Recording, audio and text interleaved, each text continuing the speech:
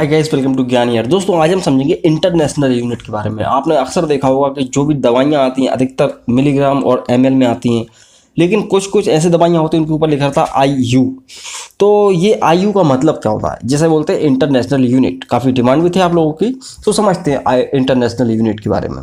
दोस्तों यहाँ पे हम देखते हैं कि कोई भी सब्सटेंसेस हो उसको मेज़र, उसका डोज किस क्वांटिटी में करते हैं भाई, कि या तो क्वांटिटी होती है या तो उसकी जो है वॉल्यूम होता है या तो उसका नंबर्स होता है। कोई भी चीज़ पकड़ के चल लो आप, या तो उसको आप नापोगे मिलीग्राम कितना भार है उसके अंदर, या तो वो कितना एमएल का वॉल्यूम है, कितना सीसी है, या कोई वटेवर कितना लिक्विड है एमएल में, या कितने नंबर्स हैं, कितने नंबर्स ऑफ कितना है, उसका डोज क्या है।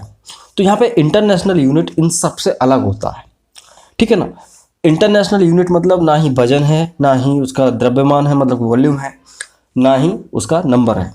तो ये इंटरनेशनल यूनिट की ज़रूरत क्यों पड़ी? देखो भाई, यूनिट होती है, एक होता है वेट, मतलब मिलीग्राम में आप किसी चीज़ को मेज़र कर लो, टैबलेट जो भी वटेवर, या किसी लिक्विड को एमएल पर एमएल जो भी, वेट बाय वॉल्यूम, या नंबर्स।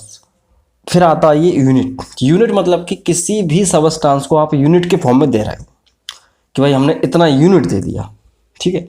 तो ये इंटरनेशनल लेवल पे एक ही यूनिट रखा गया, तो भाई कोई भी मॉलिक्यूल हो वो इतना यूनिट होता है, तो इसलिए इसको बोलते हैं क्या, इंटरनेशनल यूनिट। तो अभी बात आती है भाई इंटरनेशनल यूनिट तो है, तो ये यूनिट है क्या। देखो भाई, क्या होता है कि कोई भी ड्रग हो, जो केमिकल हो, पैरासिटामोल या कोई वटेवर, तो उनको तो आप मिलीग्राम में बना लोगे, पाउडर फॉर्म में जो भी मेज़र कर सकते हैं। जो दवाइयाँ होती हैं जो कि मिलीग्राम में आती हैं, जिनके अंदर वेट होता है, उनसे ये अंदाज़ा लग जाता है कि भाई ये इसका 1 मिलीग्राम इतना असर देगा, ठीक है, या इसका 10 मिलीग्राम इतना असर देगा। तो कई तरह की दवाइयाँ 1 मिलीग्राम, 2 मिलीग्राम या 2 ग्राम तक आती हैं, लेकिन यूनिट के केस में क्या अलग होता है, अब वो इसको समझते हैं हम कि कैसा अलग होता है। होता क्या है कि ये जितने भी इंटरनेशनल यूनिट वाली दवाइयाँ होती हैं, मतलब कि जिन जिन दवाइयों इंटरनेशनल यूनिट लगा होता है, वो कौन कौन सी होती है, पहले आप इसको समझो। ये सारी की सारी बायोलॉजिकल प्रोडक्ट्स होते हैं, ठीक है। बायोलॉजिकल प्रोडक्ट मतलब कि दूसरे किसी जानवर से या किसी भी फॉर्म में इसको लिया गया होता है। तो इनमें क्या होता है कि भाई ये होते तो केमिकल हैं, बट इनमें क्या एक्यूरेसी नहीं होती है कि भाई अगर आप 1 ml किसी को दोगे तो उतना ही असर देगा, क्योंकि ये बनाए नहीं हुए होते हैं, ये दूसरी चीज़ों से, दूसरे सोर्सेज से इनको लिया जाता है, ठीक है। तो जितने भी बायोलॉजिकल प्रोडक्ट होते हैं उनकी बायोलॉजिकल एक्टिविटी को ही इंटरनेशनल यूनिट बोला जाता है, ठीक है। तो सपोज मान लो कोई भी बायोलॉजिकल प्रोडक्ट, जैसे कि कितने तरह के होते हैं, मैं आपको पहले ये क्लियर कर दूं कि भाई किन किन दवाइयों में इंटरनेशनल यूनिट लगता है। तो भाई यहाँ पे आते हैं, इंसुलिन आता है। इंसुलिन क्या होता है, बेसिकली इंसुलिन होता है हमारे बॉडी में बनता है और जानवरों की बॉडी में बनता है। अगर आपकी बॉडी में कम हो गया तो आपका डायबिटीज़ हो जाएगा, तो इंसुलिन का जो इंजेक्शन लगाएंगे वो भी इंटरनेशनल यूनिट में आता है। तो वो क्या होता है भाई, उसका एक्यूरेट नहीं है कि भाई 1 ग्राम इंसुलिन कितना शुगर लेवल को कम करेगा, उसमें कोई एक्यूरेसी नहीं है। इंसुलिन है, कुछ फैट सोल्यूबल विटामिन हैं, जैसे कि भाई A D E, vitamin A D की ई। विटामिन डी की तो आपने देखा होगा अधिकतर टैबलेट्स के ऊपर इंटरनेशनल लिखा रहता है, 1,60,000 ऐसा कुछ लिखा रहता है। तो ये इंटरनेशनल यूनिट है। उसके अलावा और क्या आता है, एंजाइम्स आती हैं। एंजाइम भी दूसरे सोर्सेज से मिलते हैं, इसको बना नहीं सकते अपन। तो एंजाइम की जो भी प्रिपरेशंस होती हैं, जैसे कि भाई स्ट्रेप्टोकाइनेज एंजाइम आता है, जो हार्ट अटैक का इंजेक्शन आता है, वो स्ट्रेप्टोकाइनेज एंजाइम है जो कि हार्ट अटैक का इंजेक्शन आता है, वो भी आयु में ही आता है। उसके अलावा इम्यूनोग्लोबिन्स होते हैं कुछ, मतलब कि वैक्सीन्स होती हैं, टेटनस के है, हेपेटाइटिस का है, या रेबीज़ का हो गया, ये सब जो है इंटरनेशनल यूनिट में ही आती हैं। अभी क्या होता है कि सपोज किसी भी आपने दूसरे सोर्स से आपने इसको लिया, बायोलॉजिकल प्रोडक्ट है, आप बना नहीं सकते, दूसरे सोर्स से मतलब दूसरे जानवरों से लेते हैं। तो होता क्या है कि इनकी कोई एक्यूरेसी नहीं होती, ठीक है ना। इनका इफेक्टिवनेस मतलब कि इफेक्टिवनेस जो है एक्यूरेट नहीं होती है। सपोज कि भाई आपने अगर सोचते हैं कि भाई 1 मिलीग्राम मैं इंसुलिन लगा दूं, तो उस कई बार वो कम भी काम करेगा, कई बार ज़्यादा भी काम करेगा। तो उसमें वेरिएशंस रहते हैं, उनके केमिकल स्ट्रक्चर्स ही चेंज रहता है, क्योंकि ये फिक्स नहीं है ना, आपने बनाया नहीं है ना, दूसरे सोर्सेज से लिया गया है। तो कोई भी विटामिन हो, अगर उसको आप 1 मिलीग्राम दोगे तो ज़रूर नहीं कि वो इतना इफेक्ट दे।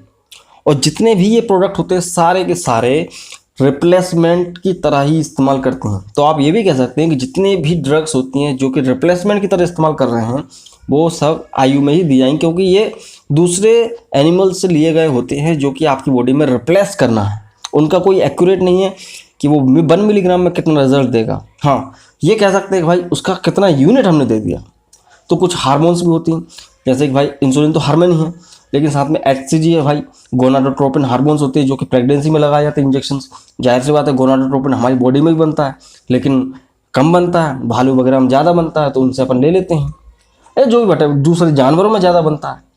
तो इनकी कभी भी क्वांटिटी 1 ml 1 मिलीग्राम, आप सोचो कि भाई आज इतना इफेक्ट दे दिया तो कल भी इतना इफेक्ट देगा, ऐसा ज़रूरी नहीं, क्योंकि इनके केमिकल स्ट्रक्चर्स चेंज होते रहते हैं, चेंज ही होते हैं, इनके इफेक्टिवनेस में वेरिएशन आ जाते हैं, अंतर आ जाता है। ठीक है, आप ये नहीं कह सकते लिखित में कि भाई आप 1 मिलीग्राम इंसुलिन दे दो तो काम हो जाएगा, नहीं हो सकता। हो सकता है अभी काम हो जाए लेकिन बाद में नहीं होगा।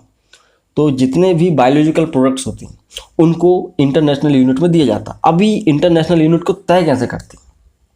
होता क्या है कि भाई इंटरनेशनल यूनिट का मतलब ये है कि एक इंटरनेशनल यूनिट कितना काम कर रहा है। सपोज किसी भी तरह का प्रिपरेशन हो, किसी भी तरह का दवा हो, इंसुलिन हो, एंजाइम हो, वैक्सीन हो, या आपका विटामिन हो, विटामिन D, E, K, जो भी वटेवर, तो इनमें ये मान के चलते हैं कि भाई एक इंटरनेशनल यूनिट मतलब कि इतना ये इफेक्ट देगा।